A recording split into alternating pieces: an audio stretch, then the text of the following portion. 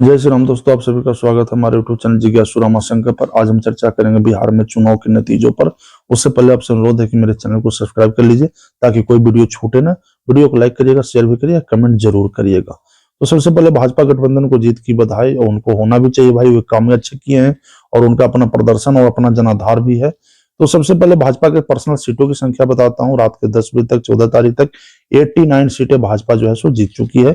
उसके बाद जदयू 85 सीट है, यानी केवल भाजपा और जदयू के ही सीटों देखा जाए तो एक बम्पर सीट है जाकर के, जिसकी उम्मीद जो है सो किसी भी राजनीतिक पंडित को नहीं था। एक अच्छी खासी जाकर के जीत है, और ऐसा जीत है जाकर के कि तेजस्वी यादव को शायद यकीन भी नहीं होगा कि हम मात्र 25 सीट पर ही सिमट गए। आप ये जान लीजिए कि जो पार्टी कभी इतनी बड़ी पार्टी मानी जाती थी बिहार के लिए, कि जो पार्टी करीब 15 साल तक राज की, उन्हें लोग ऐसा बोलते थे कि भाई पति पत्नी का राज है, लोग राजा रानी का राज बोलते थे। लालू प्रसाद के टाइम का जो राज था 1990 से 2005 तक का, तो इस तरह से याद करते थे। उस पार्टी का हालत क्या गया है कि मात्र 25 सीट पर सिमट गई।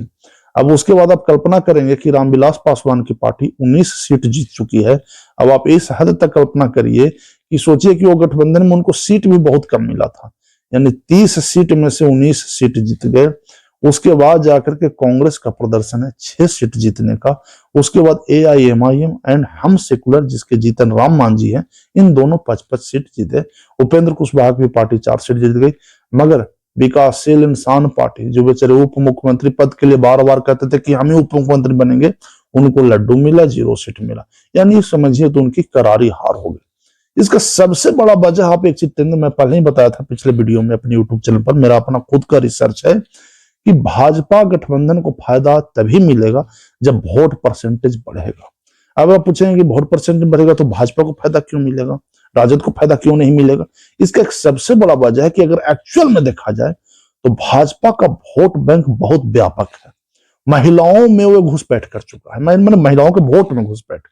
भाजपा का एक अपना जो वोट है, जिसे साइलेंट वोट अक्सर चर्चा किया जाता है, तो वो लेडीज है। महिलाएं खुल करके भाजपा को वोट देती हैं, और उनमें महिलाओं का करीब समझिए तो 70% से ऊपर वोट जाता है। अब सोचिए कि महिलाओं का तो 70% वोट भाजपा में चला गया। अब बच गए पुरुष वर्ग में, तो पुरुष वर्ग का भी जो वोट है, अगर वे अगले समाज अगर देख लिया जाए, जिसमें ब्राह्मण, राजपूत हो गए, जाकर के बनिया हो गए, मारवाड़ी हो गए, या और भी जाकर के जो भाजपा का अपने विचारधारा से जो प्रभावित है, मोदी की नीतियों से प्रभावित है, उनका वोट जा रहा है। और सबसे बड़ी बात है, जो तेजस्वी यादव को या चाहे और भी विपक्षी लोगों को ये समझ में नहीं आ रहा है, वो दावा करते हैं कि दलितों महादलितों का तो वोट तो मेरा है। मेरे भैया, दलित महादलित भी अब खुल करके भाजपा गठबंधन को वोट करते हैं। अब आपका उस वोटों पर कोई अधिकार नहीं रह गया, अब आप उससे बाहर निकलिए। भाजपा गठबंधन जो है अपने नीतियों की वजह से आपका वोट जो है कब्जा लिया है। अब आप खुद सोचिए कि जिस वोट को आप कब्जा करते थे कि नहीं ये तो मेरा है, करीब वो जमाना 30-40 साल पहले था। वर्तमान में अगर देखा जाए तो करीब जो दलितों पिछड़ों का जो वोट है, वो करीब 50 से 60% तो ट्रांसफर हो गया यहाँ। तो बचा आपके पास क्या? मात्र 50%। अगर 50% सिर्फ दलित महादलित का वोटा, तो अगले का तो 80% वोट इधर आ रहा है। तो अगर देखा जाए तो बड़े स्तर का वोट बैंक है वो भाजपा और भाजपा उसके गठबंधन की तरफ शिफ्ट कर गया है। तो इसी कारण से तेजस्वी यादव को हार का सामना करना पड़ा। अब एम यानी मुस्लिम, उसमें भी जाकर के अगर देखा जाए तो करीब 20% सीटें चला गया होगा जाकर नीतीश कुमार के पास। बहुत से लोग मुस्लिम हैं जो नीतीश कुमार के कार्यों से प्रभावित होकर के उनको वोट दे दिए। अब बच गए यादव, तो यादव का भी 25 से 30% वोट चला गया जाकर के इधर भाजपा के साइड। तो बचा क्या? अब आपके पास जाके मान लेते हैं 2 वो रोटी है, और 2 रोटियों में से आधा आधा तोड़ के कोई खा जाए, तो बचा क्या? 1 रोटी। तो एक्चुअल में यही वजह है कि तेजस्वी यादव की हार का। उनके पास अगर पर्सनल अगर देखा जाए तो कोई भी अब ऐसा एक बड़ा कम्युनिटी नहीं रह गया, ये चाहे बड़ा एरिया ऐसा नहीं रह गया जहां इनका शुद्ध वोट मिले, प्योर वोट मिले। नहीं रही वजह करके अभी महिलाओं का जो एक बहुत बढ़िया रुझान भी रहा वोटिंग में, तो महिलाओं का तो वोट तो करीब 70-80% तो चला ही गया भाजपा जदयू में। तो इसका एक सबसे बड़ा वजह है जाकर के कि जो जीविका दीदी का भी जो एक कार्यक्रम चलाया गया, और उसमें नीतीश कुमार ने जो प्रोत्साहन राशि भी भेजे, तो एक अच्छी खासी भूमिका निभाई गई भाजपा गठबंधन को जिताने में। अब आप खुद सोचिए कि जो पार्टी किसी को उत्थान करने के लिए अगर रोजगार की बातें कर रहा है, अगर उसको जाकर के बिजनेस करने के लिए पैसे दे रहा है, मुद्रा लोन के द्वारा दे रहा है, तो आखिर वो किसको वोट देगा? उसे ही देगा ना जो परमानेंट उत्थान की बातें करेगा।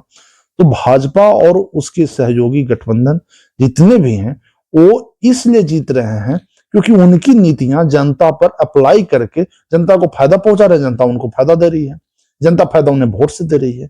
आप यही चीज उठा लीजिए, कहीं भी सीटों पर देख लीजिए कि भाजपा के जो कैंडिडेट्स हैं वो बम्पर तरीके से जीते हैं, और एक आध दो जगह अगर जीते भी हैं महागठबंधन के कैंडिडेट ने तो उनका वोटिंग कोई ज्यादा नहीं है, मतलब वे ज्यादा परसेंटेज से जीत दर्ज नहीं किए हैं, वे कैसी किसी तरह से खींच तिर के जीते हैं। तो एक सबसे बड़ी वजह यही रहा कि जनता में जनाधार अब राजद कांग्रेस का बिहार में एकदम नहीं रहा।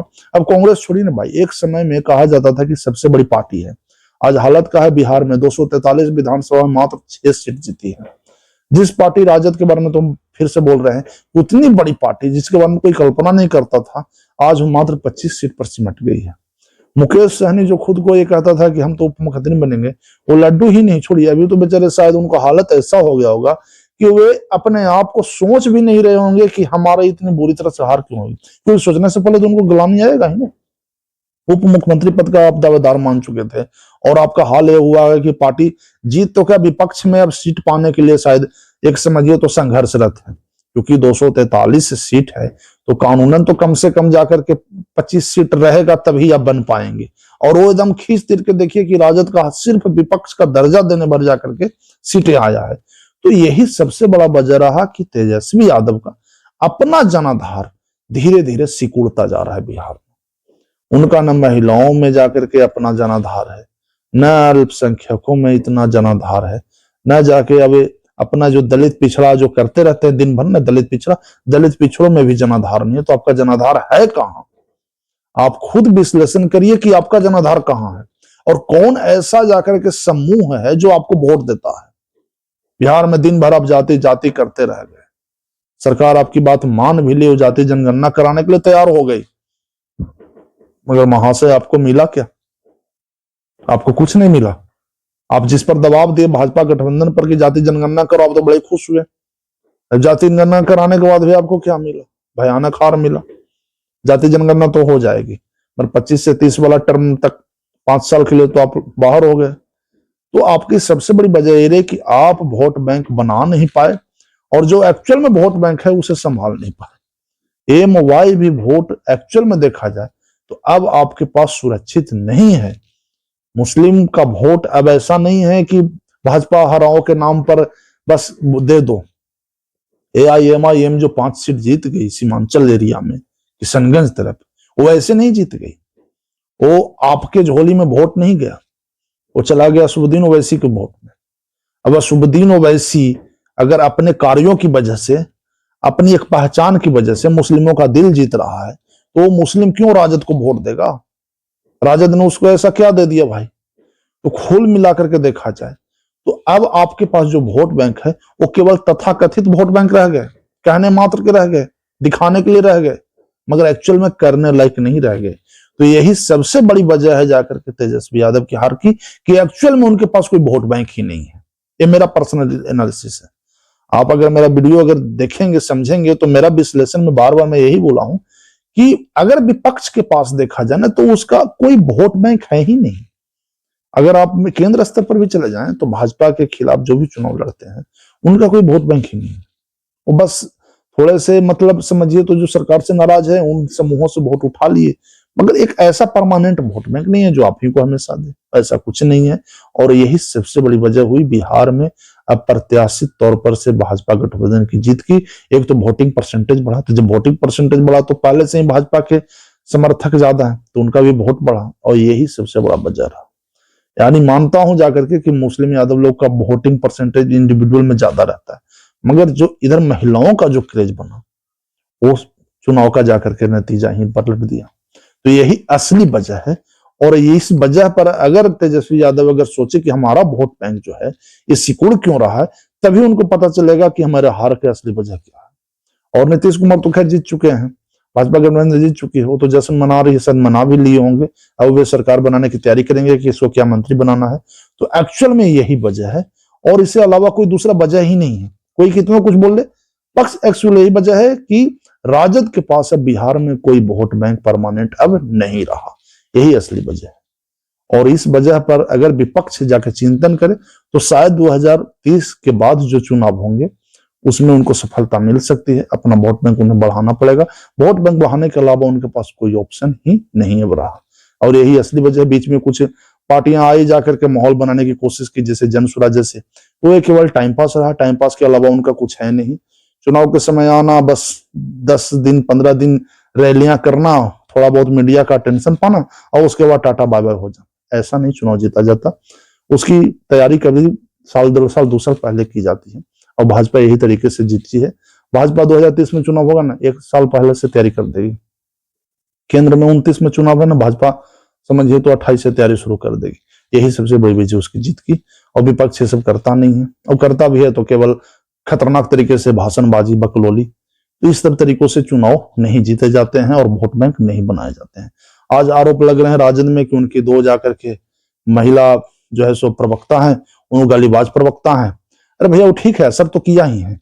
टीवी पर क्या छवि बना राजद की। एक समझिए तो लग रहा है कि कोई गुंडा मवाली की मतलब भाषा बोले जा रहे हैं उसके प्रवक्ता, तो उसकी पार्टी की छवि पर तो असर पड़ेगा ही ना। और वो नतीजा तो दिख ही रहा है। आपके भी भाषण कुछ छुटभइये नेताओं का ऐसा रहता है जैसे लग रहा है कि बस वे जंगल राज कायम करना चाहते हैं। मैं जबकि इसके खिलाफ हूं, शब्द के खिलाफ। बिहार में जंगल राज शब्द होना ही नहीं चाहिए, पर क्या करूं, आपके पार्टी के कुछ प्रवक्ताओं को यही आदत है। तो सबसे पहले आपको अपना वोट बैंक सुधारिए, आचरण सुधारिए, तो जीत पक्की रहेगी। असली वजह यही है। अगर मेरा वीडियो पसंद आया हो तो इसे लाइक करिए, शेयर करिए, सब्सक्राइब करिए। धन्यवाद।